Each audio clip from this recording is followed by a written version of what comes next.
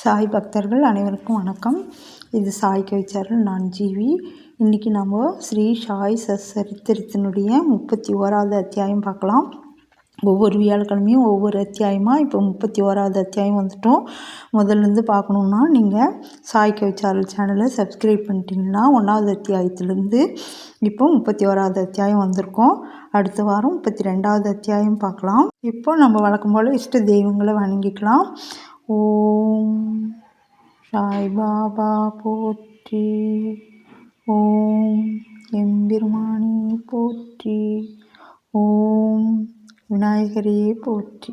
இப்போது அத்தியாயம் 31 நம்ம பார்க்க போகிறது என்னென்னா, சன்னியாசி விஜயானந்த், 2வது பலராம் மான்கர், 3வது நூல்கர், 4வது மேகா, 5வது புலி. இவர்கள் எல்லாம் பாபாவின் முன்னிலையில் உயிர் நீத்தல். இதுதான் நம்ம பார்க்க போகிறோம். முதலாவதாக முன்னுரை பார்க்கலாம். தனது மரண தருவாயில் ஒருவனுக்குள்ள ஆசை அல்லது எண்ணம் அவனது எதிர்காலத்தை நிர்ணயிக்கிறது. ஸ்ரீ கிருஷ்ணரும் கீதையில், எவன் என்னை முடியும் தருவாயில் எண்ணுகிறானோ அவன் உண்மையில் என்னிடமே வருகிறான். அத்தருணத்தில் வேறெதையும் பற்றி எண்ணுபவன் அவன் விரும்பியபடியே செல்கிறான் என்று கூறுகிறார்.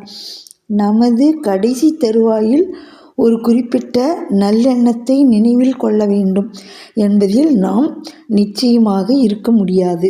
இல்லை என்பதை விட பெரும்பாலும் பல்வேறு காரணங்களால் நாம் பயந்து பீதியடைய அதிக வாய்ப்புகள் இருக்கின்றன. எனவே எப்போதாவதோ அல்லது நமது கடைசி தருணத்திலோ கொள்ள வேண்டிய நாம் விரும்புகின்ற புனித நினைவுகளை நம் மனதில் நிலைப்படுத்த நிலையான பயிற்சி அவசியம். எனவே கிளம்புவதற்கான இறுதி நேரம் வந்தபோது குழப்பம் அடையாமல் இருப்பதற்காக எப்போதும் இறைவனை நினைவு கூர்ந்து அவனது நாமத்தை சதா காலமும் உச்சரிக்குமாறு எல்லா ஞானிகளும் போதிக்கிறார்கள். அடியவர்கள் தம்மை தாமே முழுமையாக ஞானிகளிடம் அர்ப்பணித்து விடுகிறார்கள். சர்வமும் அறிந்த ஞானிகள் அவர்களது கடைசி காலத்தில் அவர்களை வழிநடத்தி உதவுவார்கள் என்ற நம்பிக்கைதான் அதற்கு காரணம். இம்மாதிரியான சில நிகழ்ச்சிகள் வருமாறு. அடுத்த தலைப்பு விஜயானந்த். சென்னையைச் சேர்ந்த விஜயானந்த் என்ற சன்னியாசி மானசரோவருக்கு தீர்த்த யாத்திரை புறப்பட்டார். வழியில் பாபாவின் புகழை கேள்வியுற்று அவர் சீரடியில் தங்கினார். அங்கு ஹரித்வாரைச் சேர்ந்த சோமதேவ் சுவாமியை சந்தித்தார். மானசரோவர் பயணத்தை பற்றி அவரிடம் விவரங்கள் விசாரித்தார். கங்கோத்ரிக்கு மேல் மானசரோவர் 500 மைல் உயரத்தில் உள்ளது என்றும், ஏராளமான பனி 50 காத தூரத்திற்கு ஒரு முறை மொழி மாற்றம், வழியில் யாத்ரீகர்களுக்கு ஏராளமான தொல்லை கொடுக்கும் பூடான் மக்களின் சந்தேகமான குணங்கள் போன்ற யாத்திரையிலுள்ள கஷ்டங்களை விவரித்தார். இதை செவிமடுத்த துறவி மனம் தளர்வுற்றார். தமது விஜயத்தை ரத்து செய்தார். அவர் பாபாவிடம் சென்று சாஷ்டாங்கமாக பணிந்த போது பாபா கோபாவேஷம் அடைந்து கூறினார், அந்த உபயோகமற்ற துறவியை துரத்துங்கள். அவரின் நட்பு பயனற்றது. பாபாவின் குணத்தை அத்துறவி அறியார். எனவே சோர்வடைந்தார். ஆயினும் அங்கு அமர்ந்து அங்கே நடந்து கொண்டிருந்த நிகழ்ச்சிகளை எல்லாம் கவனித்து கொண்டிருந்தார். அது காலை நேர தர்பார். மசூதியில் கூட்டம் அதிகமாக இருந்தது. பாபா பல்வேறு விதமாக ஆராதிக்கப்பட்டார். சிலர் அவரின் கால்களை கழுவி கொண்டிருந்தனர். சிலர் அவர் கால் சட்டை விரல்களின்று புனித நீரை எடுத்து மனநிறைவுடன் குடித்து கொண்டிருந்தனர். சிலர் கண்களால் அவற்றை ஸ்பரித்து கொண்டிருந்தனர். சிலர் சந்தனம் பூசினர். சிலர் அவர் தம் புனித மேனிக்கு நறுமணம் தடவினர். குலம், ஆசாரம் இவற்றை மறந்து அனைவரும் வழிபாடு செய்தனர். பாபா அத்துறவியின் மேல் கோபம் கொண்டவராயிருந்தாலும் அவர் பாபாவின் பால் பாசம் நிரம்பியவராய் மசூதியை விட்டு போகவில்லை. சீரடியில் அவர் 2 நாட்கள் தங்கியிருந்தார். சென்னையிலிருந்து அப்போது அவருடைய தாயார் மிகவும் நோய்வாய்ப்பட்டிருப்பதாக அவருக்கு கடிதம் வந்தது. அவர் மிகவும் மனம் தளர்ந்து தமது தாயார் அருகில் செல்ல விரும்பினார். ஆனால் அவரால் பாபாவின் அனுமதியின்றி செல்ல முடியாது. எனவே தமது கரத்தில் கடிதத்துடன் பாபாவை கண்டு வீடு திரும்ப அனுமதி கேட்டார். வருங்காலத்தை அறிந்த எங்குநிறை பாபா அவரிடம், உன்னுடைய தாயாரை நீ இவ்வளவு நேசிக்கும்போது ஏன் துறவியானாய்? சொந்த பந்தங்களும் ஆசாபாசங்களும் காவி உடைக்கு ஒத்து வராது. உன்னுடைய இருப்பிடத்திற்கு சென்று அமைதியாக அமர்ந்திரு. பொறுமையுடன் சில நாட்கள் காத்திரு. வாடாவில் பல கொள்ளைக்காரர்கள் இருக்கிறார்கள். உனது கதவுகளை நன்றாக தாளிடு. அதிக ஜாக்கிரதையாக இரு. திருடர்கள் அனைத்தையும் எடுத்து சென்று விடுவர். செல்வமும் சுபிட்சமும் நிலையற்றவை. இவ்வுடல் அழிவிற்கும் மரணத்திற்கும் உட்பட்டது. இதை உணர்ந்து இம்மை மறுமை பொருட்களின் மீதுள்ள பற்று அனைத்தையும் விட்டுவிட்டு உனது கடமையை செய். இவ்வாறாக செய்து எவன் அரியின் பாதங்களில் சரணாகதி அடைகிறானோ அவன் தொல்லைகள் யாவினின்றும் விடுபட்டு பேரானந்த பெருநிலை எய்துகிறான். அன்புடனும் பாசத்துடனும் எவன் அவரை நினைத்து தியானிக்கிறானோ பரமாத்மா அவனுக்கு ஓடிச் சென்று உதவி புரிகிறார். உனது முந்தைய நல்வினைகளின் சேகரிப்பு அதிகம். எனவே நீ இங்கு வந்துள்ளாய். இப்போது நான் சொல்வதை கவனி. உனது அந்திம வாழ்க்கையை உணர். ஆசைகளற்று நாளை முதல் பாகவதத்தை பாராயணம் செய்ய தொடங்கு. 3 சப்தாகங்கள் செய். அதாவது பக்தி பூர்வமாக 3 வாரம் 3 முறை பாராயணம் செய்க. பரமாத்மா உன்னிடம் மகிழ்வெய்துவார். நினது கவலைகளை அழிப்பார். உனது துயர் நிலைகளை மறந்து நீ அமைதியுறுவாய் என்று கூறினார். அவரது முடிவு நெருங்கிக் கொண்டிருப்பதை பார்த்து பாபா இந்த சிகிச்சையை தேர்ந்து அளித்தார். மரண தெய்வமான யமனை மகிழ்விக்கும் ராம விஜயத்தை படிக்கும்படி செய்தார். அடுத்த நாள் காலை குளித்து மற்ற தூய சம்பிரதாயங்களையெல்லாம் செய்த பிறகு வேண்டி தோட்டத்திலுள்ள ஒரு தனிமையான இடத்திற்கு சென்று பாகவதம் படிக்க தொடங்கினார். 2 முறை பாகவத பாராயணம் செய்தார். அதன் பின்னர் மிகச் சோர்வடைந்தார். வாடாவிற்கு திரும்பினார். 2 நாட்கள் இருப்பிடத்தில் தங்கினார். 3வது நாள் பக்கீர் பாபா என்ற படே பாபாவின் மடியில் உயிர் துறந்தார். பாபா அவரது உடலை ஒரு நாளைக்கு ஒரு நல்ல காரணம் கருதி பாதுகாக்கும்படி மக்களை கேட்டுக்கொண்டார். பின்னர் போலீஸ் வந்து உரிய விசாரணை செய்து உடலை அடக்கம் செய்யும்படி அனுமதி அளித்தனர். உரிய இடத்தில் தக்க மரியாதையுடன் அடக்கம் செய்யப்பட்டது. இவ்விதமாக பாபா துறவிக்கு உதவி அளித்து அவருக்கு நற்கதி அளித்தார். அடுத்த தலைப்பு பாலாராம் மான்கர். பாலாராம் மான்கர் என்ற பாபாவின் இல்லறவாசியான அடியவர் ஒருவர் தம் மனைவி காலமான பின்பு பெரிதும் மனசஞ்சலமடைந்தார். வீட்டு பொறுப்பை தன் மகனிடம் ஒப்படைத்துவிட்டு வீட்டை துறந்து ஷீரடி சென்று பாபாவுடன் வாழ்ந்து வந்தார். பாபா அவர் தம் பக்தியால் மகிழ்ந்து அவரின் வாழ்க்கைக்கு ஒரு நல்ல திருப்பத்தை அளிக்க விரும்பினார். அதை அவர் இவ்வாறாக செய்தார். அவருக்கு ரூபா 12 அளித்து ஷாதாரா ஜில்லாவில் உள்ள மொச்சீந்திரகட்டுக்கு சென்று வாழும்படி கோரினார். மன்கார் முதலில் பாபாவை பிரிந்து சென்று அங்கு தங்குவதில் மனமில்லாதவராய் இருந்தார். ஆனால் இதன் மூலம் அவருக்கொரு சிறந்த வாழ்க்கை முறையை கொடுத்துள்ளதாக உறுதி கூறி அவரை தேற்றினார். ஆசனத்தின் மீது ஒரு நாளைக்கு 3 முறை தியானம் செய்யுமாறும் கேட்டுக்கொண்டார்.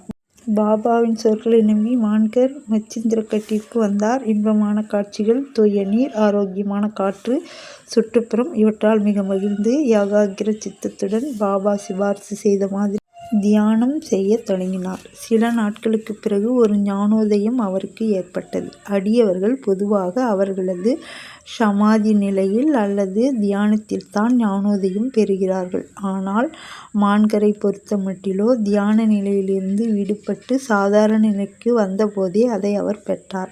பாபா தாமே அவர் முன் தோன்றினார். மான்கர் அவரை பார்த்தது மட்டுமல்லாமல் தான் ஏன் அங்கு அனுப்பப்பட்டிருக்கிறார் என்றும் கேட்டார். பாபா பதிலளிக்கையில், சீரடியில் பல்வேறு எண்ணங்களும் கருத்துக்களும் உன் மனதில் உருவாக ஆரம்பித்தன. உனது நிலையற்ற மனதை அடக்கவே இங்கு உன்னை அனுப்பினேன். நான் சீரடியில் இருப்பதாக நீ எண்ணுகிறாய். பஞ்சபூதங்களால் ஆனதும் 3 கை முழ நீளம் ஆனதுமாகிய உடம்பில் நான் வசிக்கிறேன் என்றும் அதற்கு வெளியில் நான் இல்லை என்றும் நீ நினைக்கிறாய். இப்போது நீ கண்ணாரக் கண்டு ஷீரடியில் கண்ட அதே மனிதன்தானா இவர் என்று தீர்மானித்துக்கொள். இந்த காரணத்துக்காகத்தான் உன்னை நான் இங்கு அனுப்பினேன் என்று கூறினார். குறிப்பிட்ட காலம் முடிந்த பின்னர் மான்கர் மொச்சீந்திரகட்டை விட்டு நீங்கி தன் சொந்த ஊரான பாந்த்ராவை நோக்கி புறப்பட்டார். பூனாவிலிருந்து தாதர் வரை அவர் ரயிலில் பிரயாணம் செய்ய விரும்பினார். ஆனால் அவர் ஒரு டிக்கெட் பெற புக்கிங் ஆபீஸுக்கு சென்றபோது மிகவும் கூட்டமாக இருப்பதைக் கண்டார். விரைவில் அவரால் டிக்கெட் பெற முடியவில்லை. அப்போது தனது இடுப்பில் லங்கோட்டு, ஒரு துண்டு துணியுடன் ஒருவர் கிராமவாசி அவர் அருகில் வந்து, நீங்கள் எங்கு போகிறீர்கள் என கேட்டார். மான்கர் தாதருக்கு என்று பதிலளித்தார். அவர், தயவுசெய்து என்னுடைய தாதர் டிக்கெட்டை எடுத்துக்கொள்ளுங்கள். இங்கு எனக்கு சில அவசர வேலைகள் இருப்பதால் நான் தாதர் பயணத்தை ரத்து செய்துவிட்டேன் என்று சொன்னார். மான்கர் டிக்கெட்டை பெற்றுக்கொள்வதில் பெருமகிழ்ச்சி அடைந்தார். பணத்தை தம் பையிலிருந்து எடுத்து கொண்டிருக்கும் போது அந்த கிராமவாசி கூட்டத்தில் மறைந்து விட்டார். மான்கர் அவரை கூட்டத்தில் தேடியும் பயனில்லை. ஸ்டேஷனை விட்டு வண்டி போகும் வரை மான்கர் அவருக்காக காத்திருந்தார். ஆனால் அவரை பற்றி எவ்வித சுவட்டையும் அவர் காணவில்லை. இது மான்கர் வினோதமாக பெற்ற இரண்டாவது காட்சியாகும். மான்கர் பின்னர் தனது வீட்டிற்கு சென்றுவிட்டு மீண்டும் ஷீரடிக்கு திரும்பி பாபாவின் ஏவலையும் சேவையையும் செய்து வந்தார். அங்கே பாபாவின் பாதங்களிலேயே இருந்தார். பாபாவின் முன்னிலையிலேயே அவருடைய ஆசீர்வாதங்களுடனேயே இந்த உலகத்தை துறக்கும் பெரும் நல்லதிர்ஷ்டம் படைத்திருந்தார். அடுத்த தலைப்பு தாத்தா சாஹேப் நூல்கர். தாத்தா சாஹேப் குறித்து ஷீரடியில் உயிர் நீத்தார் என்று மட்டுமே வெறுமனே ஹேமாட்பந்த் குறிப்பிட்டுள்ளார். ஸ்ரீ சாயி லீலா பத்திரிகையில் அவரை பற்றி வெளியானதன் சுருக்கம் இங்கு தரப்படுகின்றது. 1909ஆம் ஆண்டு நானா சாஹேப் அங்கு மும்மலத்தாராக இருக்கும்போது பண்டீரிபுரத்திற்கு தாத்தா சாஹேப் ஒரு சப் ஜட்ஜாக இருந்தார். இருவரும் அடிக்கடி சந்தித்து பேசினர். தாத்யா சாஹேப் ஞானிகளை நம்புவதில்லை. ஆனால் நானா சாஹேப் அவர்களை விரும்பினார். சாய்பாபாவின் லீலைகளை நானா சாஹிப் அவருக்கு கூறினார். ஷீரடிக்கு சென்று சாய்பாபாவை பார்க்க அவரை வற்புறுத்தினார். முடிவாக 2 நிபந்தனைகளின் பேரில் ஷீரடிக்கு போக சம்மதித்தார். ஒரு பிராமண சமையற்காரர் அவருக்கு கிடைக்க வேண்டும். 2வது, அன்பளிப்பிற்காக நல்ல நாக்பூர் ஆரஞ்சுகளை பெற வேண்டும். இவ்விரண்டு நிபந்தனைகளும் தெய்வாதீனமாக நிறைவேறின. நானா சாஹிப்பிடம் சேவைக்காக ஒரு பிராமணர் வந்தார். அவர் தாத்தா சாஹிப்பிடம் அனுப்பப்பட்டார். தாத்தா சாஹிப் 100 அழகிய ஆரஞ்சு பழங்கள் அடங்கிய பார்சலை பெற்றார். அனுப்பியவர் யார் என்று தெரியவில்லை. நிபந்தனைகள் நிறைவேற்றப்பட்டதால் தாத்தா சாஹிப் ஷீரடிக்கு போக வேண்டியதாயிற்று. முதலில் பாபா அவரிடம் மிகவும் கோபாவேசம் அடைந்தார். ஆனால் படிப்படியாக தாத்தா சாஹிப் தமது அனுபவங்களால் பாபா கடவுள் அவதாரமே என்று உறுதி பெற்றார். பாபாவின் அத்தகைய அன்பு பூண்டு தனது மரணம் வரை அங்கேயே தங்கினார். அவருடைய முடிவு நெருங்கிக் கொண்டிருக்கும் போது அவரிடம் புனித வேதங்கள் படிக்கப்பட்டன. முடிவும் தருவாயில் பாபாவின் பாத தீர்த்தம் கொண்டு வரப்பட்டு குடிப்பதற்காக அவரிடம் தரப்பட்டது. பாபா அவருடைய மரணத்தை கேள்விப்பட்டு, ஓ தாத்யா, நம்மை விட்டு சென்று விட்டார். அவர் மீண்டும் பிறக்க மாட்டார் என்றார். அடுத்த தலைப்பு மேகா. மேகாவின் கதை முன்னாலேயே 28ஆம் அத்தியாயத்தில் விளக்கப்பட்டிருக்கிறது. மேகா இறந்த பின்பு கிராமத்தார் எல்லோரும் சவ ஊர்வலத்தில் கலந்து கொண்டனர். பாபாவும் அவர்களுடன் கூட சென்று மலர்களை மேகா உடல் மீது பொழிந்தார். சடங்குகள் செய்யப்பட்ட பிறகு சாதாரண மனிதர்களைப் போன்று பாபாவின் கண்களினின்றும் நீர் வழிந்தது. பெரும் துக்கத்தாலும் கவலையாலும் பீடிக்கப்பட்டிருப்பதாக காணப்பட்டார். பின்னர் அவரது உடம்பை மலரால் மூடி நெருங்கிய உறவினரைப் போல் அழுத பின்பு பாபா மசூதிக்கு திரும்பினார். மனிதர்களுக்கு பல ஞானிகள் சத்கதி அளிப்பது கண்ணுறப்பட்டிருக்கிறது. ஆனால் சாய்பாபாவின் பெருமை ஒப்புவமை அற்றது. அடுத்த தலைப்பு புலி. பாபா சமாதி அடைவதற்கு 7 நாட்களுக்கு முன்பு ஷீரடியில் ஒரு வியத்தகு சம்பவம் நிகழ்ந்தது. கிராமப்புற வண்டி ஒன்று வந்து மசூதிக்கு முன்னால் நின்றது. தனது பயங்கர முகம் வண்டியின் பின்புறம் நோக்கி திரும்பியிருக்க, இரும்புச் சங்கிலிகளால் பிணைக்கப்பட்டுள்ள ஒரு புலி வண்டியில் இருந்தது. அது ஏதாவது ஒரு நோயால் அல்லது பயங்கர துன்பத்தால் அவதியுற்று கொண்டிருந்தது. அதனுடைய காவலனான 3 தர்வேசிகள் அதை ஊராக எடுத்துச் சென்று அதனை காண்பிப்பதன் மூலம் பொருளீட்டி வந்தனர். அதுவே அவர்களின் ஜீவனோபாயமாகும். அந்த புலி அனுபவித்து கொண்டிருக்கும் வேதனைகளின்றி அதை விடுவிக்க, குணமளிக்க அவர்கள் எடுத்துக்கொண்ட பலவித சிகிச்சை முறைகளும் பயனற்றதாயிட்டன. அப்போது அவர்கள் பாபாவின் புகழை கேள்வியுற்று மிருகத்துடன் அவரை பார்க்க வந்தனர். தங்கள் கைகளில் சங்கிலியுடன் அதை அவர்கள் கீழிறக்கி கதவருகில் அதை நிற்கும்படி செய்தனர். அது இயற்கையிலேயே குரூரமானது. அத்துடன் நோய்வாய்ப்பட்டது. எனவே அது இருப்பு கொள்ளாமல் இருந்தது. மக்கள் அதை பயத்துடனும் வியப்புடனும் பார்க்கத் தொடங்கினர். தர்வேசிகள் உள்ளே சென்று புலியைப் பற்றி அனைத்தையும் பாபாவுக்கு கூறி அவருடைய அனுமதியுடன் அதை அவர் முன்னர் கொணர்ந்தனர். புலி படிகளை நெருங்கியதும் பாபாவின் ஒளியினால் அதிர்ச்சியுற்று தனது தலையை தாழ்த்தியது. பாபாவும் புலியும் சந்தித்து கொண்டபோது அது படியேறி பாபாவை பாசத்துடன் நோக்கியது. தனது வாலில் உள்ள மயிர்கொத்தை ஆட்டி அதை 3 முறை தரையில் அடித்து உணர்ச்சியற்று சாய்ந்தது.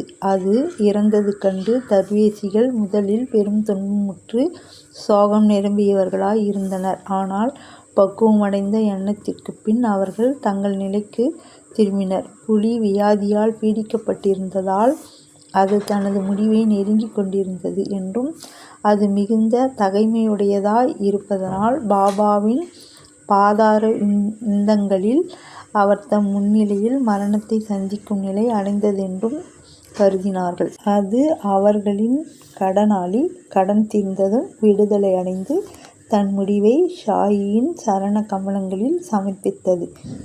ஏதேனும் ஒரு ஜந்து ஞானிகளின் பாதங்களில் தலை தாழ்த்தி தன் முடிவை சந்தித்தால் அது நற்கதி அடைந்ததாகிவிடுகிறது. அத்தகைய ஜந்துக்களை பொறுத்தவரை அவைகள் புண்ணியசாலிகளாக இருந்தாலன்றி எங்கனம் அத்தகைய மகிழ்ச்சிகரமான முடிவை எய்தவியலும்? ஸ்ரீ சாயியே பணிக. அனைவருக்கும் சாந்தி நிலவட்டும். சாய் பக்தர்கள் அனைவருக்கும் நன்றி.